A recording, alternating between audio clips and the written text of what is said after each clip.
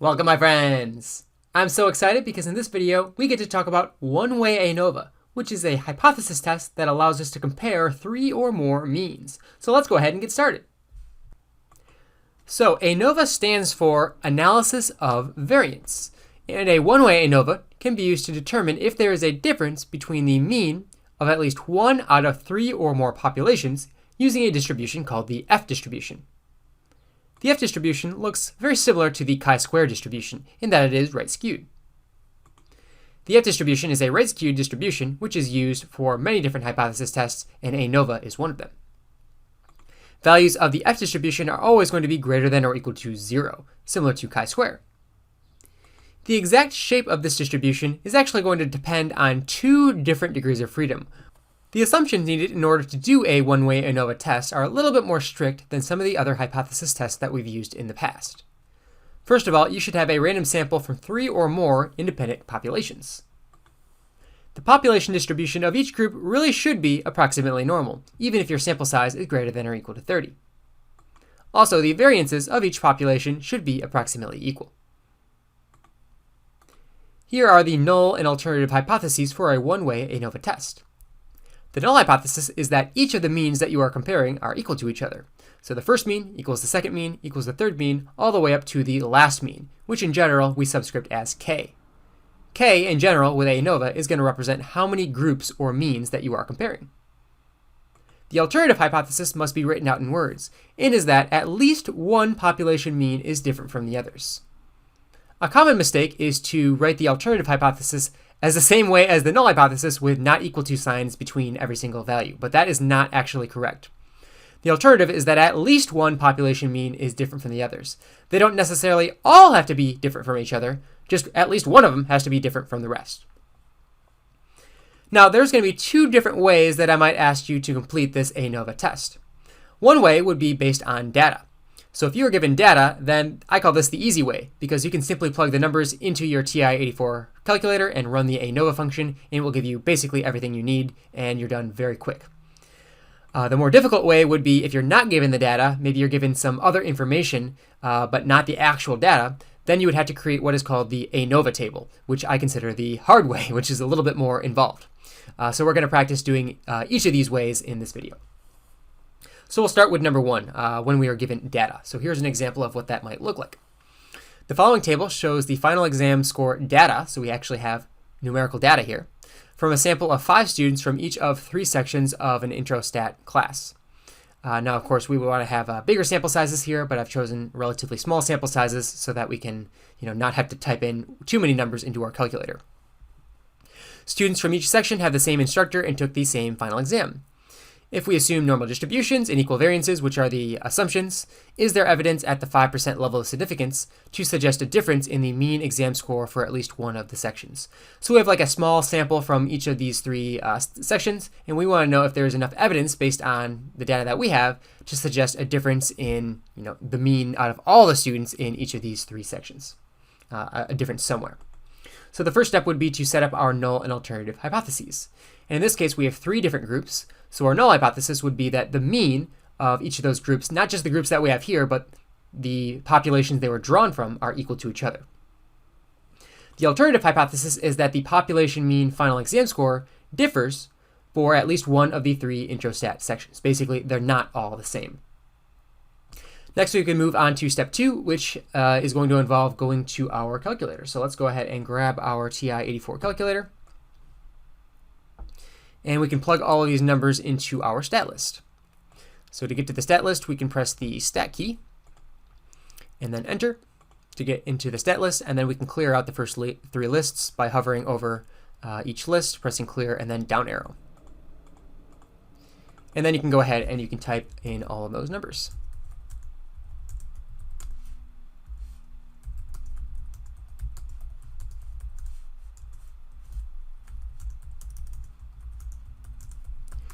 All right, once you've typed in all of those numbers, we can run the ANOVA test. And to run the ANOVA test, we can press stat. We can arrow twice to the right so that we're on the tests menu. And the quickest way to get to the test is just to scroll once up and you'll be at the bottom of the list. And the last option is ANOVA. You can press enter. And then we have to put in the 3 lists of data. So you can press second, 1 for list 1, comma, which is right over the 7, second 2 for list 2, and then another comma, and second 3 for list 3. If you had a fourth list, which could be the case in some cases, then you would do comma, list 4, but we only have 3, so this is all we need. You can close the parentheses if you want to, but it's not necessary. You can just press enter, and we're going to get all the numbers that we need. Now you'll notice there's a lot of output here. A lot of the stuff that they give you is related to what's called an ANOVA table, and we will be creating an ANOVA table here in a second based on a different problem. But when we're given the data here, it's not really necessary to create the ANOVA table because the purpose of the table is to find the p-value, and we already have the p-value here. So we can really just stop right here. So here I have some of those instructions as well as the output, and let me just verify. It looks like I do have the same output as the slides. So we found the main thing out of this was the p-value, but we also got this this f-test statistic. And later when we do the table, this will be more relevant. But like we said before, this is going to be a right tail test, so we're finding a p-value in the right tail. Let me just show you briefly here how we can get this p-value based on the f-value, because we will have to do this later based on the table. So it might be nice to just kind of see this at this point. So if you wanted to find the p-value, which was, of course, in this case, just given to us based on this output, but let's say we didn't have the p-value and we just had the f-value here. Well, then we actually need a couple of things. We need this degrees of freedom, which is 2. There actually is a second degrees of freedom further down, which is 12. So let's remember those two numbers. We have 2 and we have 12. So then we can go to second and distribution. And we can scroll down to option 0, which is f-CDF. So kind of similar to like chi-square CDF or t-CDF or normal CDF. We're going to use a CDF function to find that p-value. So we can choose f-CDF. The lower bound, as you could probably guess, is going to be that 2.42. The upper bound is going to be 1,000 because this kind of goes forever in the upward or positive direction. And then we need those 2 degrees of freedom, which were 2 and 12, I believe. We can go ahead and paste. And we get approximately that same number, a little bit rounded because we rounded that f value. It was really 2.147 or 417, but we put in 2.42, so we basically get the same p-value as we had from the calculator. Okay, so that wasn't really necessary in this problem, but in other problems we will need to use this f-CDF when we do the ANOVA table in a little bit. At this point, we would be ready to do our decision and conclusion. So we would make our decision by comparing our p-value to the level of significance. So 0.1312 was our p-value, which is greater than the 0.05 level of significance. So that means we are going to fail to reject our null hypothesis, right? The p-value is high, so the null will fly, so we will not reject this claim that the means are equal. Then we can go ahead and write our conclusion statement in the same kind of format that we've always used. At the 5% level of significance, there is not enough evidence, since we failed to reject the null hypothesis, to suggest the population mean final exam score of at least one of these sections differs from the others. And this is why I call this the easy way. It really is not all that much work. Just plug in the numbers into your calculator, run the ANOVA output. You got your p-value. You can make your decision and conclusion, and that's it. So at this point, I will give you an opportunity to try a very similar question. Suppose we want to know if the average sleep hours per night differs between adults in America, Canada, the UK, and Australia. We took samples from each of the populations, and the results are listed here in this table. Use this information to conduct a one-way ANOVA test. So you'll have to put these numbers into 4 lists this time and run ANOVA. Make sure you're also doing the other steps here. You're setting up your null and alternative hypotheses and writing those out. And then once you get your output, that you are making a decision and writing a conclusion statement. All right, assuming that you have completed that, we're going to move on to the second type of problem, which would be still an ANOVA, but when you actually don't have the data. When you're actually going to be completing this based on an ANOVA table. And let me just mention here, we're still not doing it in the most difficult way. The most difficult way would be to do this by hand, when you actually have to do all the calculations based on the data. And believe me, that is quite a bit of work. So we are going to do kind of a slightly simplified version of that by me giving you some of the numbers that you typically would calculate by hand. But we're still going to have to create what's called the ANOVA table. So let's talk a little bit about that. So if you're not given data, in my class, that means that you're probably going to be creating this table right here. And I know the table can look a little bit intimidating at first, but the whole point of creating this table is to eventually get the f-test statistic at the very end. And if you ever do anything with statistical software where you're running ANOVA tests, you will probably see a table that looks very similar to this sometime in the future. So there's a lot in here, and I'm not really going to explain everything that's going on here. There's a lot of abbreviations for different terms that are being calculated, and I think kind of the scope of everything that's in here and what all these numbers mean is a little bit outside of the realm of an intro stat class. So I'm not going to go into too much detail here. I'll just talk about some of the kind of one of these abbreviations at least just stand for. We have what's called the source of variation. You might remember ANOVA stands for analysis of variation or analysis of variance. So we actually have two different sources of variation. We have what is called treatments or between groups and error or within groups. This is called the sum of squares treatment. We have the sum of squares error and the sum of squares total. And then we have a whole bunch of different degrees of freedom, which are based on a couple of formulas based on the number of groups, k, and the sample size, n. And then we have what are called the mean squares, which can just be found by dividing the two previous values. And finally, the f value, which is found by dividing the two mean squares.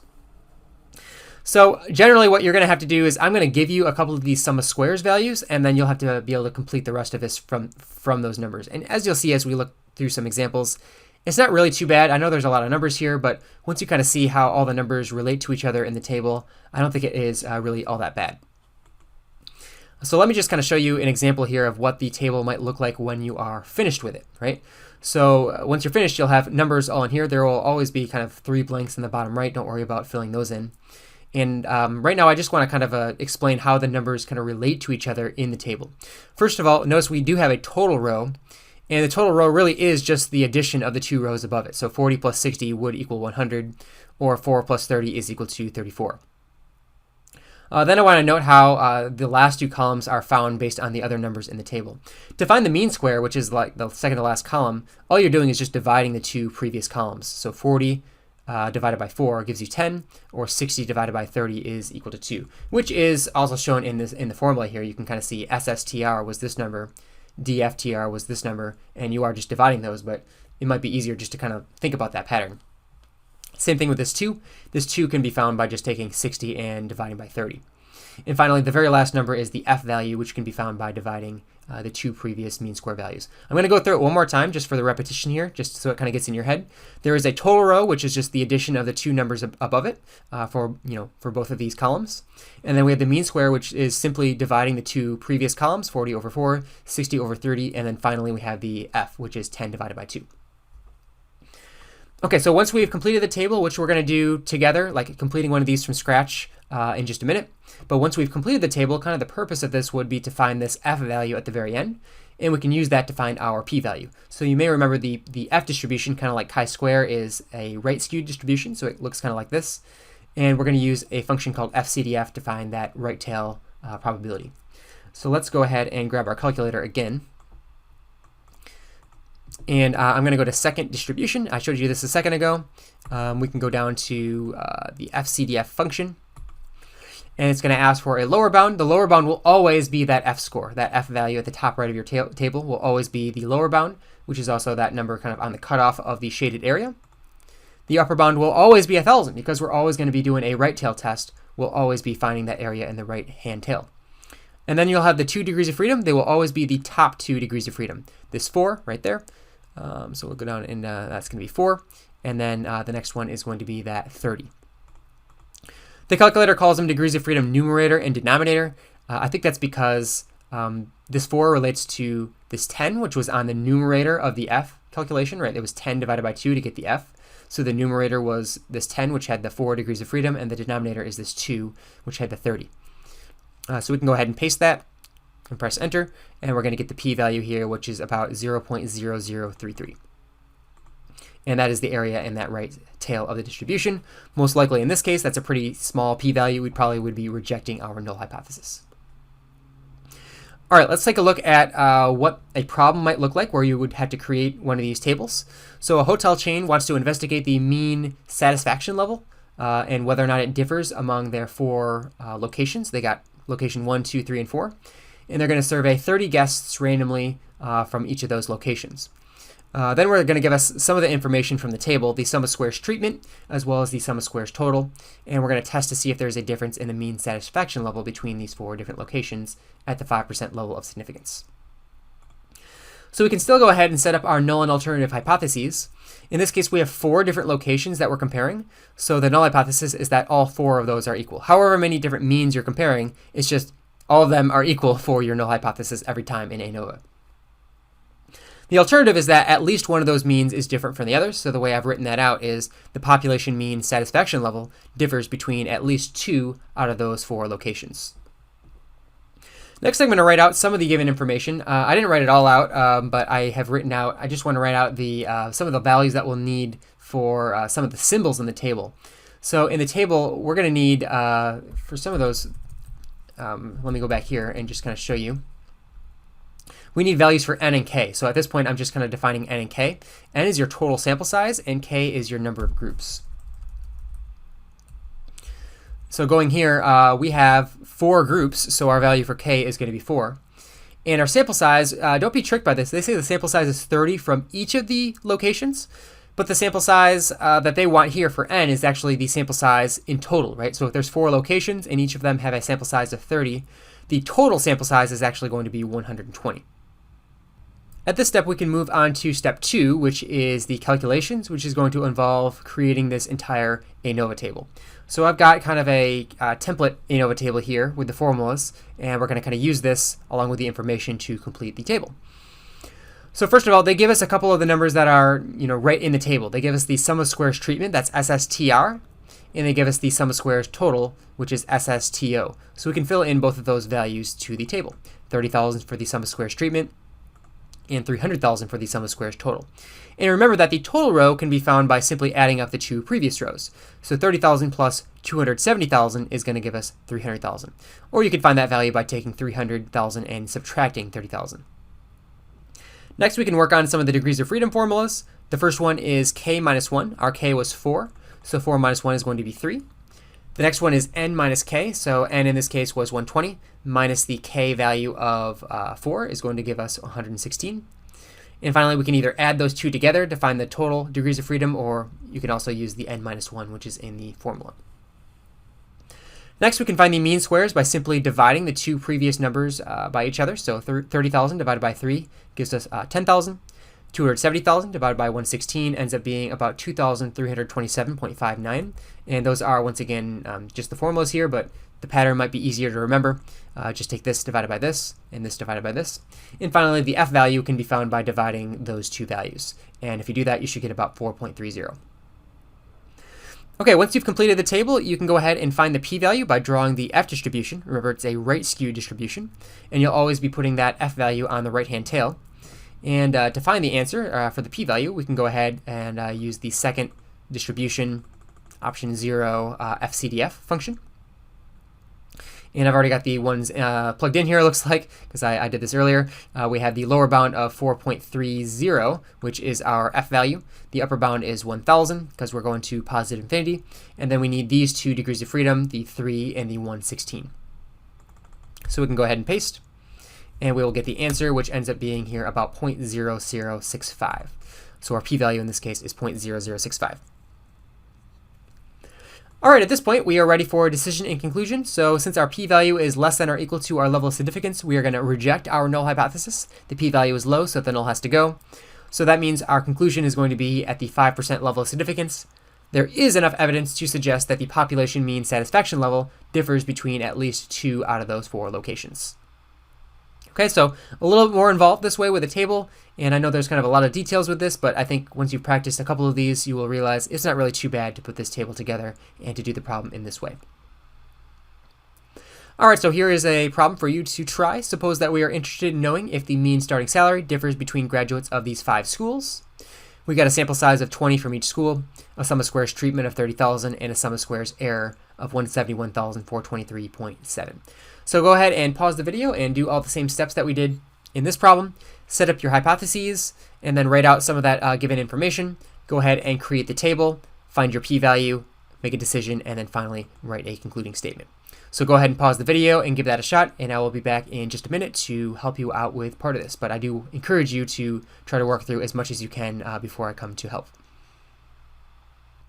All right, I'm back to kind of help you get started just in case you got stuck. So the null hypothesis should be now that these 5 means are equal to each other, right? If you count, we have 1, 2, 3, 4, 5 different groups. So we're going to have 5 means that we are comparing, and the null hypothesis is that all 5 of them are equal. The alternative is that the population mean starting salary differs between at least 2 of those schools. Basically, they're not all the same. And then we can write out some of the given information. We have 5 different schools, so that's going to be a k value of 5. And we have a sample size of 20 from each school. So n equals 20 times 5, which is equal to 100.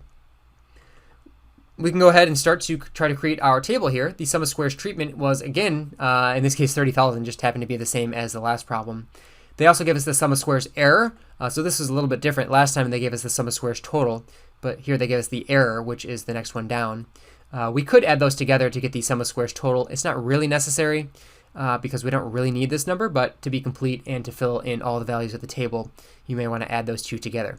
But we don't actually end up using that number anywhere else. Next, we have the degrees of freedom. So the degrees of freedom for treatment is just k minus 1. In this case, k is 5, so 5 minus 1 is equal to 4. For error, it is n minus k, right? N minus k. And n we said was 100, so we're going to have 100 minus 5, which is 95. And then the degrees of freedom total can be found by just adding those two together, or we can use the formula, which is n minus 1 or 99. So either way, we'll get 99.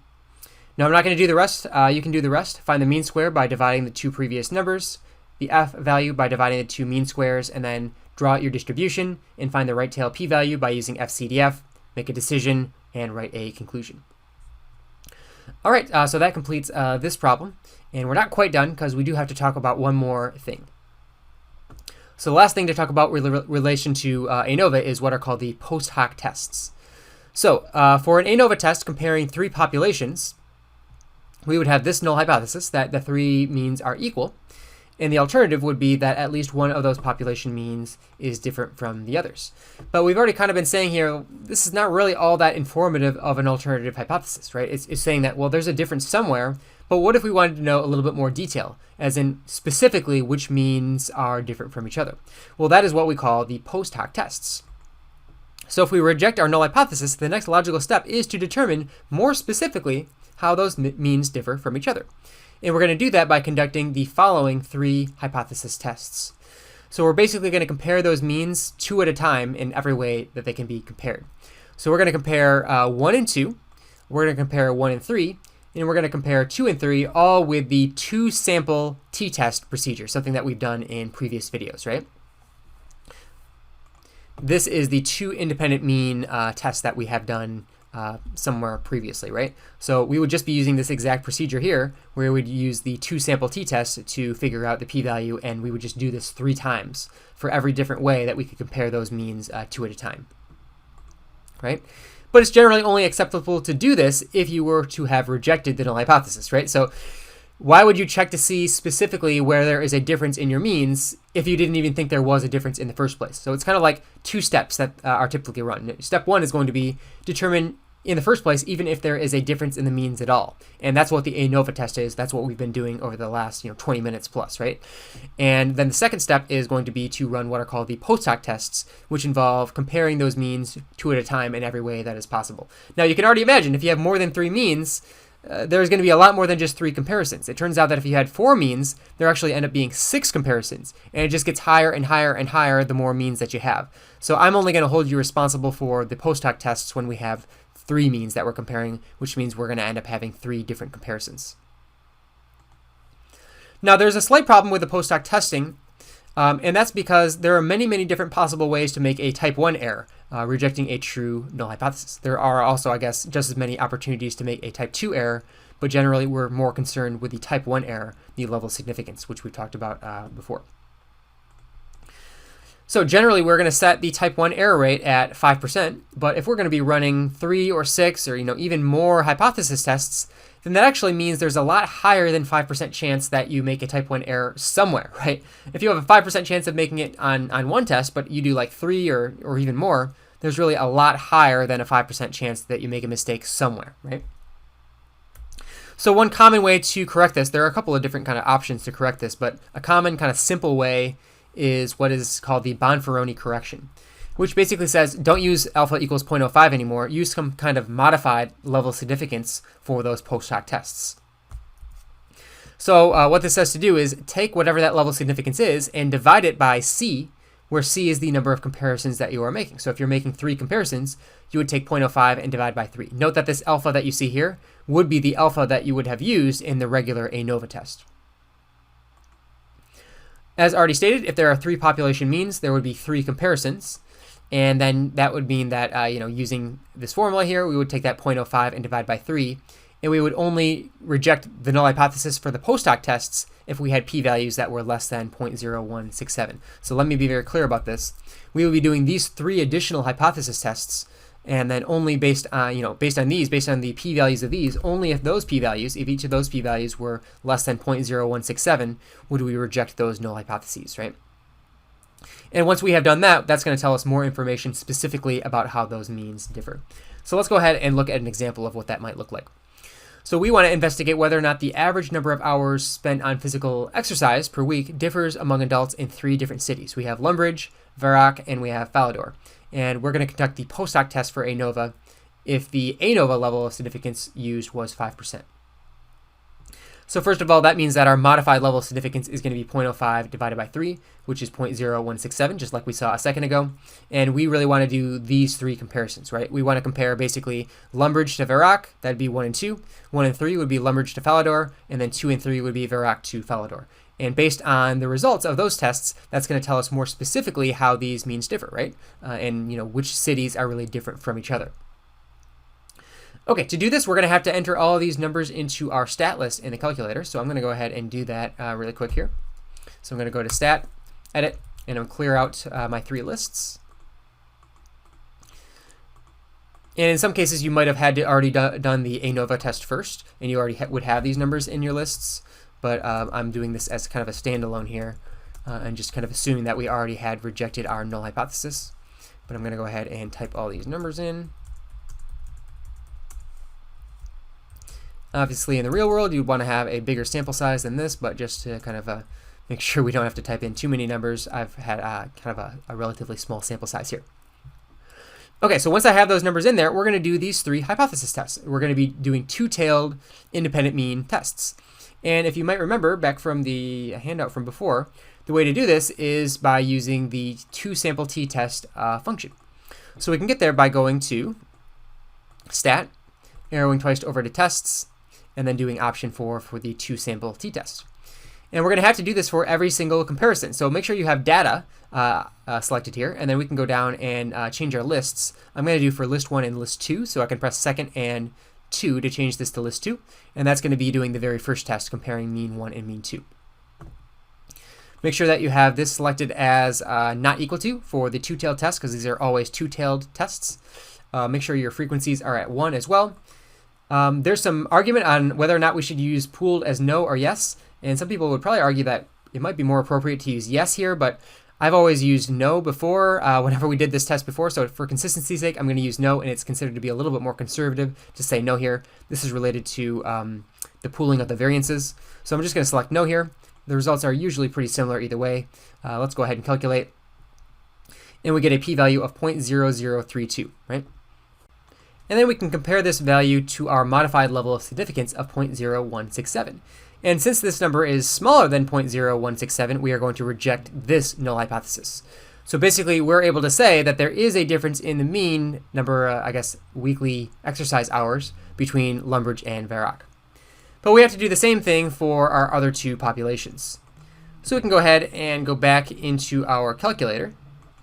And we can do the same thing once again, but just for 1 and 3. So we can go to Stat, Test, option 4 for 2-sample t-test. And we can change this to list 1 and list 3. So we have second 1 for list 1 and second 3 for list 3 if needed. Go down to Calculate, press Enter. And in this case, we get a p-value of 0.9109.